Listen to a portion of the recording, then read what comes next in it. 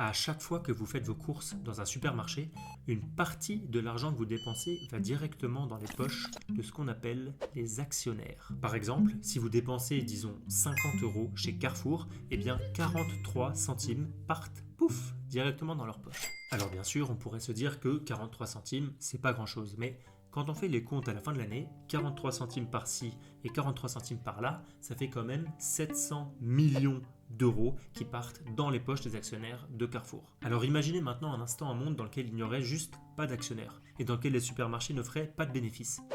Il se passerait quoi ? Eh bien j'ai découvert quelque chose de vraiment étonnant. En France, ça a déjà existé et tout le monde l'a oublié. On trouve à la coopérative une grande variété d'articles pour tous les besoins du ménage. C'est pourquoi la ménagère économe y fait tous ses achats. La marque Coop recouvre les produits fabriqués ou contrôlés par les coopératives. Elle est donc pour le consommateur une garantie de toute première qualité et d'économie. La ménagère coopératrice est sûre de payer toujours le juste prix, puisque les bénéfices lui reviennent en proportion de ses achats sous forme de ristourne.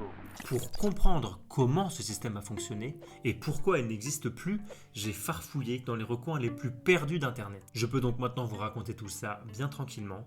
Bienvenue dans l'histoire de l'Union des coopérateurs de Lorraine. Cette histoire, elle commence au beau milieu de la Première Guerre mondiale, en 1917, à Bar-le-Duc, en Lorraine. À ce moment-là, les conditions de vie sont très difficiles. La population manque tout simplement de tout et cherche des astuces pour s'en sortir. Mais un jour, un certain Émile Bugnon, qui est inspecteur de l'enseignement primaire, bavarde avec ses amis ouvriers et il a une idée. En fait, il remarque que si chaque ouvrier et chaque ouvrière fait ses courses directement auprès des producteurs, le prix d'achat est un peu cher. Mais par contre, si les ouvriers et ouvrières se regroupent et achètent directement en groupe auprès des producteurs, là, le prix d'achat de chaque produit baisse. Pour leur prochaine course, Émile Bugnon et ses amis ouvriers vont donc créer une structure d'achat en commun et ce sera la coopérative départementale de la Meuse. C'est tout simple, la coopérative achète des grandes quantités de nourriture pour pas cher et ensuite chaque membre de la coopérative les rachète à la coopérative à prix coûtant. Ça marche parce que la coopérative d'achat, elle ne fait aucun bénéfice, contrairement à un magasin qui doit faire une marge, et donc les produits sont beaucoup moins chers. L'idée est simple mais ingénieuse, et d'autres personnes ont la même idée au même moment. Et c'est ainsi qu'à Nancy, une autre coopérative se crée qui s'appelle, elle, la Ruche nancéenne. Et quelques années plus tard, en 1921, ces deux coopératives fusionnent pour créer l'Union des coopérateurs de Lorraine. Émile Bugnon ne le sait pas encore, mais l'Union des coopérateurs de Lorraine va bientôt devenir un véritable empire. Le service des articles de ménage, surtout par les ventes réclames mensuelles, prend chaque jour une extension plus grande. Ici, nous voyons seulement une partie des vastes bâtiments qui abritent ce service.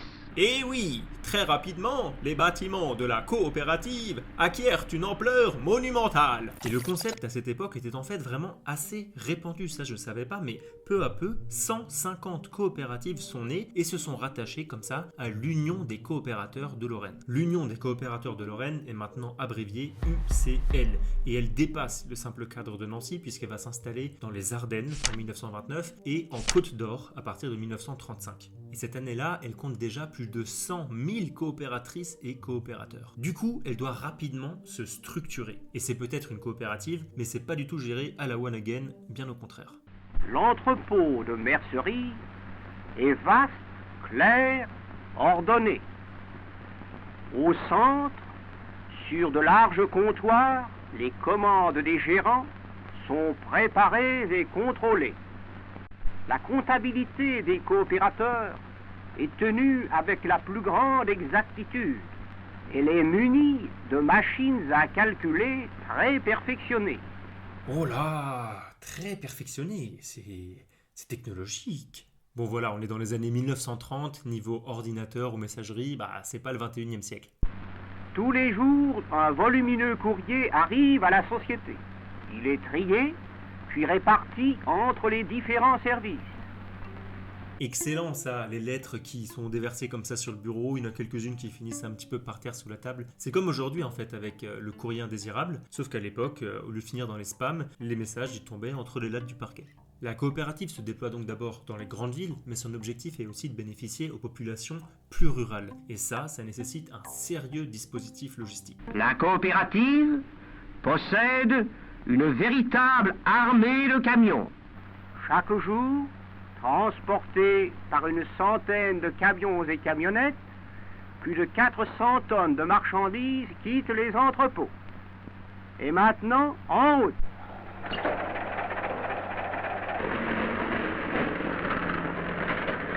Les camions des coopérateurs traversent les coins les plus pittoresques de la région de l'Est.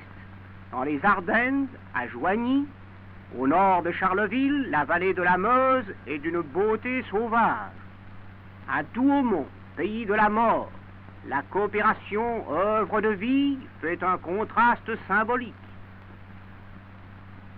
Dans les Vosges, au Saut des Cuves, c'est le charme des sous-bois et des eaux vives. À Saint-Aubin-sur-Aire, centre meusien d'élevage, ce camion se ferait un passage au milieu d'un imposant troupeau de moutons. De Coussincourt, village meusien, part la camionnette qui approvisionne chaque semaine une douzaine de communes, parmi lesquelles Don Rémy la Pucelle, pays de Jeanne d'Arc.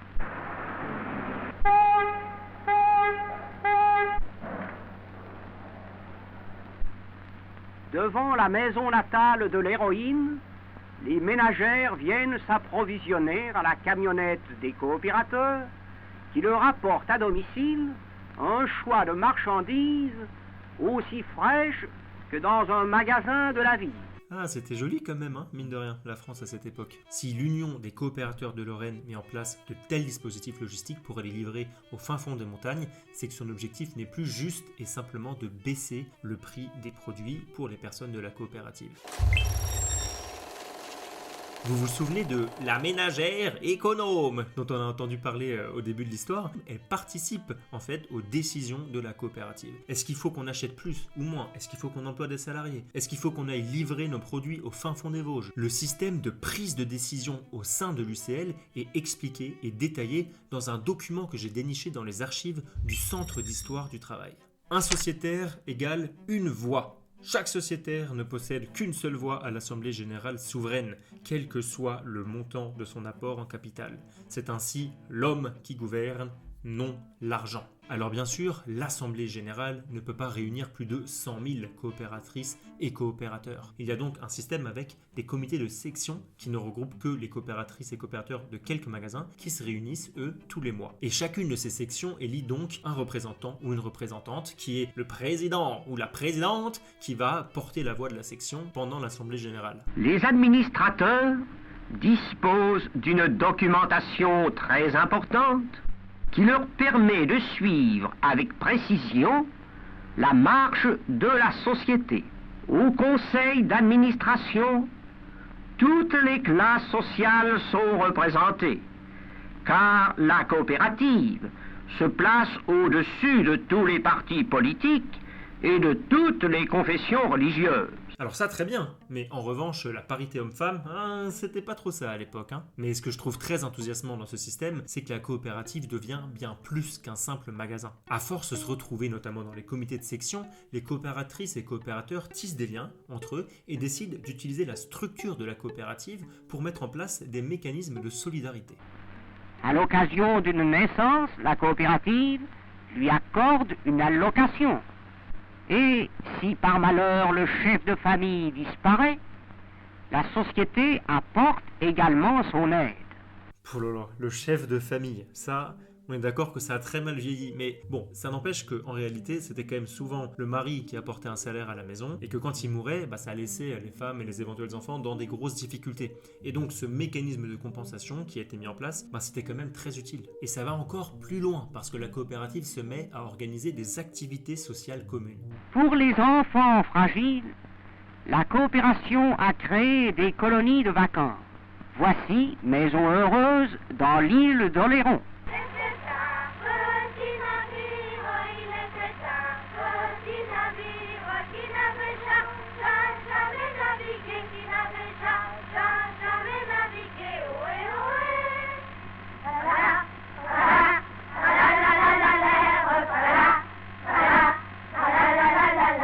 Trala, trala, tralalalalaler, trala, trala, tralalalala. Les plats copieux, d'où se dégage un fumet appétissant, seront littéralement dévorés.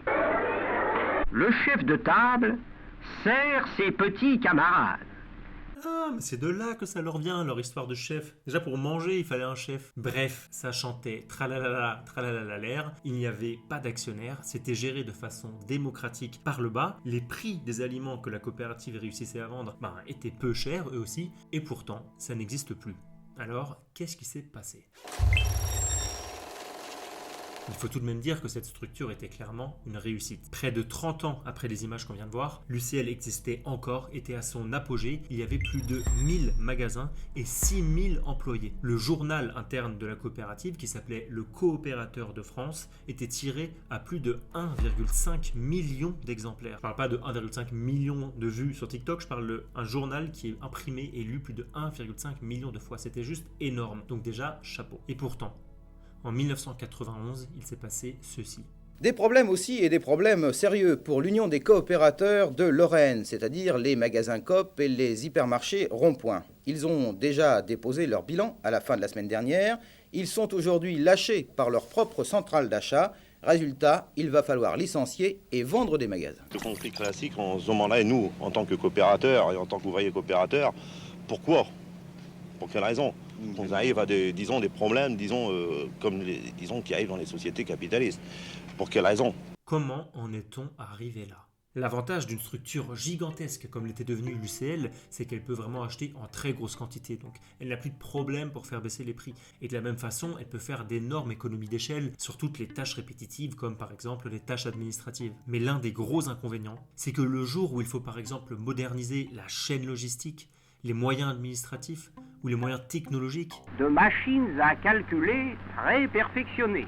et ce jour-là, il faut des gros moyens. Et ça, c'est pas évident quand on est une coopérative qui reverse tous ses bénéfices à ses coopérateurs. Bien sûr, les membres de la coopérative auraient pu décider de renoncer à leur ristourne pendant quelques années, mais c'est une décision qu'il aurait fallu prendre tous ensemble de façon démocratique. Et là encore, l'avantage de la démocratie, c'est qu'on décide tous ensemble. Personne ne va prendre de décision à la place des autres. Mais l'inconvénient, d'un autre côté, c'est que s'il faut à chaque fois convoquer une assemblée de section, puis élire un représentant, une représentante, puis une grande assemblée générale, puis débattre pendant des heures, tout simplement, c'est long. Tandis qu'en face, les supermarchés qu'on connaît aujourd'hui arrivent comme des bombes. Quelques hommes très riches seulement. Une poignée d'investisseurs peut investir des millions dans des lignes de production toutes neuves, peut investir dans de la publicité et décider de tout ça en quelques jours seulement. C'est bien Carrefour, hein? Carrefour, c'est bien. Carrefour? Carrefour, c'est bien. Les coopératives ont une dimension de solidarité, donc même si elles essayent de baisser un peu les prix en achetant de grandes quantités, elles sont attachées à rémunérer justement les producteurs. Tandis que les supermarchés de l'autre côté cherchent à baisser les prix au maximum en mettant la pression sur les coopérateurs pour pouvoir proposer un produit qui soit peu cher. Et c'est clair que pour les producteurs, même encore aujourd'hui, face au supermarché, c'est dur. Mais en magasin, les prix baissent et c'est tout à l'avantage des supermarchés. En fait, deux modèles sont en concurrence et se font face. Le premier modèle, qui cherchait certes d'abord à faire baisser les prix, est devenu peu à peu une grande communauté de solidarité, qui envoie des produits dans les zones reculées, qui organise des vacances pour les enfants défavorisés et qui rémunère correctement les producteurs. Tandis que le second modèle, lui, il a un seul objectif: faire baisser les prix au maximum, sans se préoccuper de l'impact que ça peut avoir sur les producteurs ou sur l'environnement. Parce que baisser les prix, c'est attirer des nouveaux clients et gagner sur chaque achat quelques centimes qui, mis bout à bout, vont faire grossir le capital des actionnaires. Et dans le même temps, un véritable scandale vient donner le coup de massue final à l'Union des coopérateurs de Lorraine. L'affaire dans l'affaire, Marc Cailleux, président des coopérateurs de Lorraine jusqu'en décembre dernier, se défend. Soupçonné d'avoir acheté 100 000 francs une Légion d'honneur, Marc Cailleux... On est maintenant déjà en 1989 et c'est un certain Marc Cailleux qui est président de l'UCL. Marc Cailleux, il essaye de tout faire pour sauver l'UCL face à la pression et à la concurrence des supermarchés qui arrivent comme des balles. L'UCL vient tout juste d'échapper à la liquidation judiciaire 4 ans plus tôt, mais Marc Cailleux sait que les difficultés sont telles que l'UCL va se retrouver à un moment ou un autre devant le tribunal de commerce de Nancy. L'idée du président de l'UCL, Marc Cailleux, c'est de tenter d'amadouer le président du tribunal de commerce de Nancy, André Jolivet, en proposant ce nom-là, André Jolivet, pour l'obtention d'une Légion d'honneur. Bon, déjà en termes de conflit d'intérêts, c'est un peu limite, mais surtout Marc Cailleux va pas s'arrêter là. Il sait que sa proposition risque tout simplement de ne pas être suivie. Et il se trouve que Marc Cailleux rencontre Claude Catesson, l'adjoint au maire de Lille, qui lui a le bras long et pourrait l'aider pour faire obtenir cette Légion d'honneur à André Jolivet. Le problème, c'est que Claude Catesson demande 100 000 francs. Marc Cailleux saisit cette opportunité. Il fait faire une fausse facture qui part de la coopérative de Lorraine d'un montant de 100 000 francs au profit de la société de Claude Catesson, en espérant que ça passe inaperçu. Ce dernier, Marc Cailleux, a été condamné à 12 mois de prison avec sursis et 50 000 francs d'amende. Et c'est comme ça qu'en août 1991, l'UCL met la clé sous la porte. Vendredi dernier, le groupe dépose son bilan. Il est placé en règlement judiciaire.